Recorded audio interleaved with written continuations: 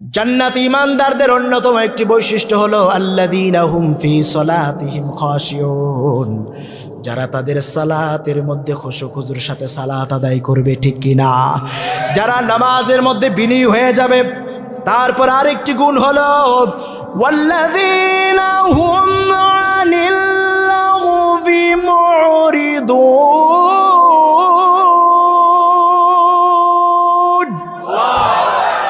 আল্লাহ বলছেন জান্নাত ঈমানদারদের আরেকটি বৈশিষ্ট্য হলো those people who avoid nonsense work, nonsense talk, vain talk, falsehood work, অযথা কথা, অযথা কাজ থেকে যারা নিজেদেরকে বিরত রেখেছে তারাই হলো জান্নাতুল ফেরদাউসের ওয়ারিস। আল্লাহু আকবার বলেন।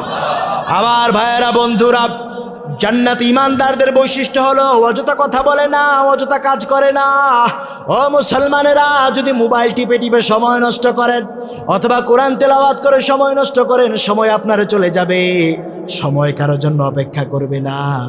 অতএব আপনি চিন্তা করবেন আপনার সময়টাকে অযথা মোবাইল টিপে নষ্ট করবেন, চায়ের স্টলে বসে বসে গীবত শিকায়াত করবেন, নাকি আল্লাহর দ্বীনের জন্য ব্যয় করবেন।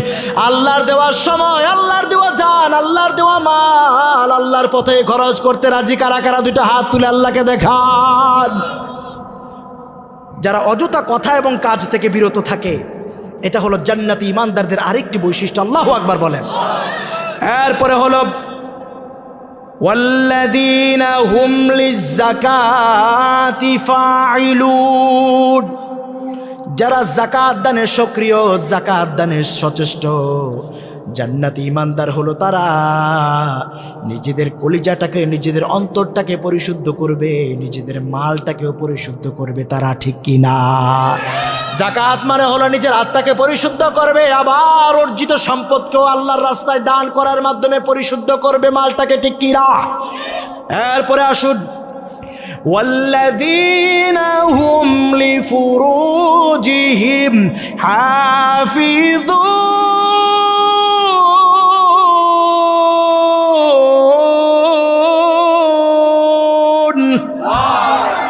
যারা নিজেদের লজ্জাস্থানের হেফাজত করে।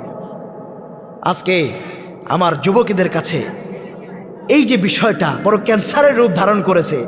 চরিত্রবান যুবক পাওয়া বড্ড কঠিন, ঠিক কিনা বলেন?